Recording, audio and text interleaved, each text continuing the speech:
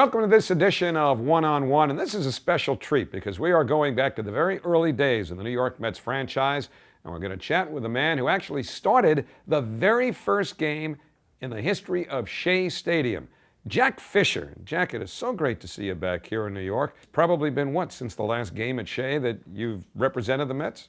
Just about, yeah. When they were going to blow the stadium up, they invited me back. Be part of that ceremony, I guess. It was nice to see you back then. But I want to go back to the very beginning because Jack actually came up with a group of pitchers with the Baltimore Orioles in the very early 1960s. They called them the Baby Birds. And just as the Mets have had some groups of pitchers here that had their own monikers like Generation K or whatever, that was a group of guys that the Orioles held some high hopes for. It was you, Milt Pappas was part of that, right? Steve Barber, Chuck Estrada, Jerry Walker. So that was five right there. Yeah. Mm-hmm. Now the Orioles at that point had not been a real good team yet. They had moved from St. Louis about 5-6 years before. Right. How eye-opening was it for a kid to be part of a rotation? Now the media wasn't then what it is now, but that was a big thing around baseball, the Baby Birds. What was it like to be part of that? Well, they actually called the pitching, we were the kiddie corps. Okay. And yeah, we were just, I guess, young and dumb went out, and we thought we could win any time we stepped on the mound. And the big thing was going against the Yankees. Of course, they had great teams back then. But we played 22 games against them, and I was with them for 3.5 years. Every year I was with them, we were 11-11 against the Yankees. So we always played the Yankees pretty tough. Well, but they would beat the heck out of the other clubs, and so we never did win the pennant. well, they had some huge stars, the Yankees did back then, but the Mets wanted to make sure to bring those into their organization who helped Roger Maris along in 1961 when he hit his 61st home run, or 61 home runs. The guy who gave up number 61, a guy named Tracy Stallard, eventually good pitched. friend of mine. Yep, Yeah. teammate of yours, and you gave up number 60 Yes, I did. to Roger Maris. How aware, I mean, the whole country was aware of what he was chasing, but was every pitch that you threw to Maris along with the possibility of number 60 being in your mind? Had nothing to do with it. I pitched according to the score of the ball game. And when he did hit the home run, we were ahead in the game 3-1. So that just made the score 3-2. That's the way I looked at it. There was nobody on base. Obviously, with Mantle hitting behind him, you're not going to pitch around him. But I made a bad pitch to him. I hung a curveball, and he did exactly what you should do to a hanging curveball. He hit it out. But was it kind of, look, it's not something that maybe you embraced necessarily, but in a sense, was it kind of cool as the years have passed that people kind of still attach you to Roger? Well, I do. That and, of course, the Williams home run, too. The last one, right? The last one. And those are the two. And obviously at Shea Stadium, the first home run, Willie Stargell off of him. I like to think about the first strikeout. Let's go. Talk about it. Let's build that one up. That was Roberto Clemente. There we go. In the first inning. Now, he's a guy you were telling me before. Was he a teammate of yours in winter ball? Yeah, I played 2 years of winter ball. Came up in 59, and then in 60 and 61, the Mets wanted me to go and down and play in Puerto Rico in the wintertime, in a winter ball. So I'd pitch 200 innings in the States and go down and pitch 150 down there, come back and pitch 200, go down and pitch 150. And how was your arm afterwards? I was fine. Funny how that works, huh? Wouldn't that be nice if we can get guys pitching 300 innings a year again like they used to? There's such a tendency to jump around with these things, but we talked about Clemente, and I've got to ask you about this because this was one of my favorite memories as a teenager at Shea Stadium. They filmed the movie The Odd Couple in 1967, and there was a scene from that movie that was performed at Shea Stadium. It was supposed to be a setup. Originally, Roberto Clemente was going to hit into a triple play. And, watch the movie or read the play or whatever, and you'll see where it all fits in. But what do you remember about Clemente's refusal to be the guy? It turned out to be Bill Mazeroski, but what do you remember about Clemente? Yes, it was, and I was the pitcher. I remember that. On that, but I remember that everybody on the field, everybody that participated was going to get $100. That's it? That $100. We all got paid $100.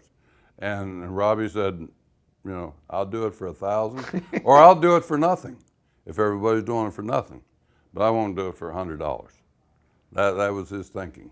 So it was strictly about the money with Clemente. It was, yeah. Because there was a story that circulated for years that said Clemente didn't want to do it because the great Clemente was not going to hit into a triple play, and that was something that he thought would be embarrassing. I'd do it if everybody does it for nothing. So, I respect him for that. So it turned out to be Bill Mazeroski. It was Maz, and I hauled into him. I said, Bill, I'm going to lay this thing in there to, if you hit it out, I am going to buzz you on the next pitch. And he laughed. Now, I was sitting up in the upper deck, and I don't recall it taking more than a couple of takes for him to hit the ground ball. Two pitches. Well, actually, a few more. I think they wanted the count to be 1-1. And I threw a ball that he took for a strike and one. And then this was the pitch that counted. And the very first time he hit it, and he knew he was going to have to hit a ground ball down to Kenny Boyer, who was playing third. And he pulled it just a little bit foul. Was it scripted that way, that he had to hit it to third? Oh, sure. Okay. Yeah, well, Kenny, obviously, in reality, he'd be playing a little bit deeper, but he was standing right by the bag, so the ball be hit to him.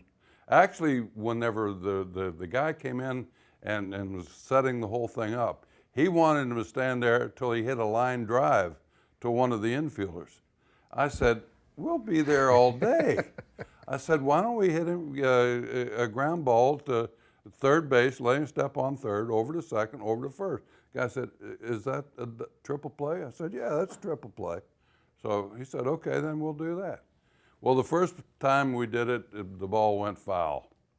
And, but he said, okay, now that we're ready for the first take. We got all the cameras in position, that went well. And they talked with the crowd, the people that were there, please scream and everything, and they explained to the crowd what was going on. Like they really needed to do that anyway, right? And the next pitch, if he would have been playing there, that would have been a triple play. He had like a two-hopper right on the bag.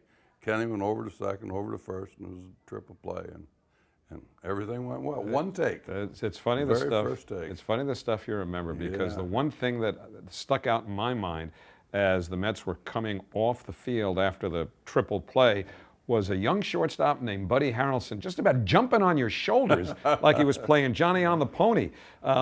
Did you feel that when he got up there? And a funny thing about it, later on, I don't know whether it was that year, I guess it might have been a year or so after that when I was here. And I was on the field and we did get a triple play. So I did pitch in a game where we had a triple play. Johnny Lewis was in right field. And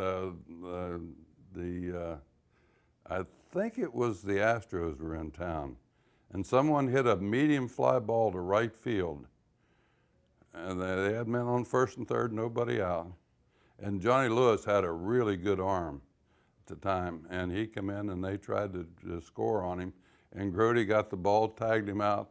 Well, during that play, the guy on first went back and tagged up and tried to make it to second base, and Grody come up, threw him out going into second. So here I am backing up home plate saying, 1 out, 2 out, 3 out, go to the dugout. So I was on the mound for a triple play. So it wasn't a Hollywood stage thing. Right. The Mets pulled it off anyway. Yeah. But I want to go back to that first game that you pitched at Shea Stadium. You mentioned striking out Clemente, but there was all kinds of pomp and circumstance that day. And generally speaking, for the first couple of years this ballpark was in existence, this ballpark meaning Shea, and in a lot of other ballparks too, pitchers who would warm up before the game, the ones who were starting that game, warmed up, believe it or not, near the dugouts. They had a little pitching rubber there and a home plate back by the backstop, which always seemed kind of nuts because you're going to throw the game off of a mound and now you're warming up before you go out there on flat ground. It was crazy, but you apparently were the first one to warm up in the bullpen. How did that come about? Well, I was there, and I was actually afraid with the number of people on the field that somebody'd walk between me and the catcher and get hit by one of my pitches. And so I turned to Casey. He was on the bench, and I said, hey, Case, this is ridiculous. Do you mind if I go out in the bullpen and warm up? He said, I don't see why not. So went out there, and I guess there was a few other people saw it, and even on the other side, because they used to warm up, obviously, right in front of their dugout. And so I went out there, and before, I'd say within a week or so, everybody moved out to the bullpen to warm up. Well, that was 1964. It was only the third year of the Mets franchise. They weren't anywhere near ready to really start climbing up the standings as they did rather dramatically 50 years ago in 1969. But somehow, on a team that was going to lose over 100 games, I mean, that was basically set in stone from the beginning. You had a winning record for about the first 6 weeks, which is almost impossible with a team like that. And then what happened after that when your ERA actually went down and loss after loss after loss was piled on top of one another? Yeah, I was 5-4 at one time, and I thought, man, this is pretty good. I might even make the All-Star team. I was having big hopes. But things went a little sour after that. From 5-4, I went 3-20 from there on. But your ERA went down, and right? my ERA went down. Yeah, I got it down into the threes. Which was very respectable, still is tremendously respectable nowadays. Was it hard sometimes as the losses piled up in 64 and 65, and you pitched right through the 1967 here? Was it hard sometimes to motivate yourself knowing that you had to be almost perfect to win a game? I never stepped on the mound. I didn't think I was going to win the ball game. Every day was a new day. Even when you turned around and said, "Who the heck's going to drive in a run for me?" I don't care. I was going to be they weren't going to score on me. That's the feeling I had, and I think the feeling you should have when you go out there. And I'm going to make the pitches to do it, and that was my feeling. And I was going to finish the ball game. It wasn't going to be not going to need anybody else to come in. Every game I started, and so no, I had no feelings of. I've had some pretty rough streaks. I can remember one road trip where I went in San Francisco and I draw Marichal and I lose game 1-0. Going to L.A. and I draw Koufax, lose the game 1-0. And I thought I got a real break. We went to Houston. They brought a guy by the name of Don Notterbart out of the bullpen. Lost the game 1-0. So I lost 3 in a row, complete games, in the 9th inning, all 3 of them. And that was a little tough. Well, tough to take. It'll lower the ERA though, sure, as we talked about. But you're 0-3. Now, in '65, when Casey eventually got hurt, along the way, and he started the season with the Mets, Warren Spahn was not only pitcher, but also a pitching coach. How did that work? A guy who's part of the team, pitching in rotation, also the pitching coach. It was Warren was more of a pitcher than a pitching coach. Even though obviously, when he spoke, you listened because he was one great pitcher, and to use the word pitcher, he wasn't a thrower. And any time that we had guys like Bob Friend came over, and I always loved to be around the guys that were my elders and listen to them and talk about the art of pitching and the placement of the ball and the changing of the speeds and stuff like this, rather than stand out there and try to blow the ball right by everybody.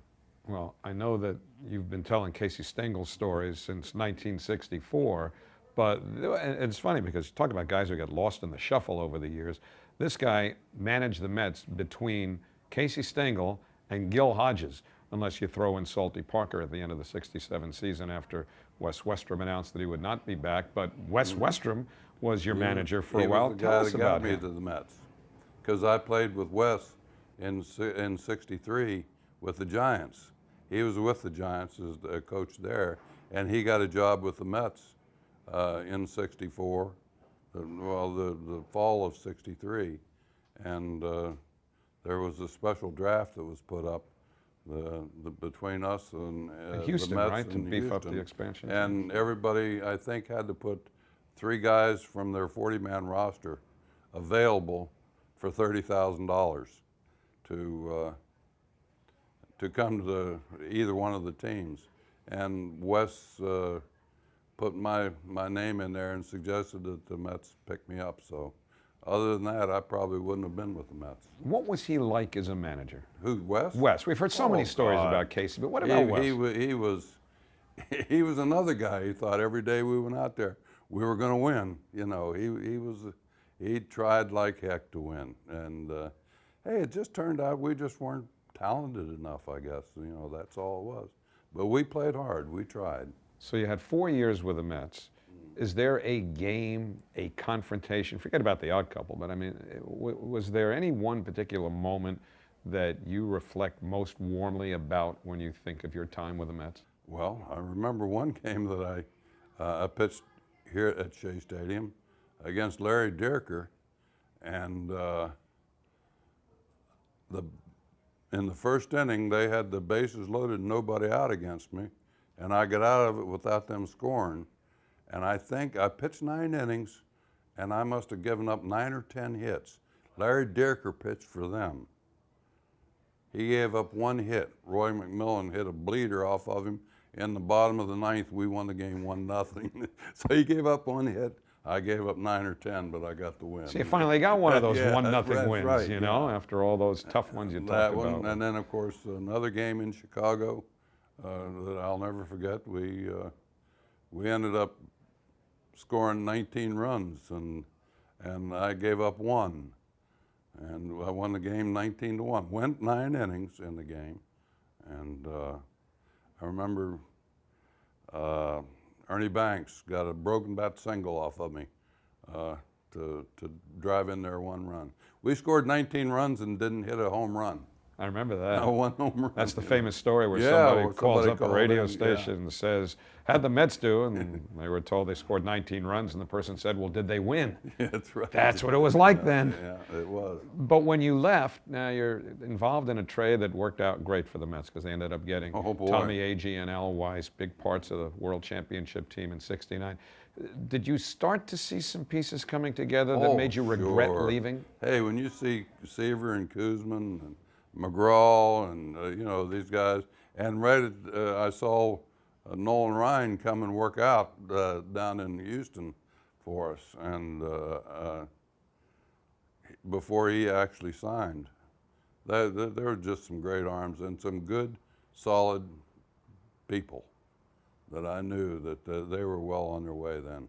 Well, you were a big part of the early days of the New York Mets, so it's great to see you back representing the franchise here on another I love alumni weekend. It's just wonderful to spend some time with you, Jack. Thanks so much. Okay, Howie.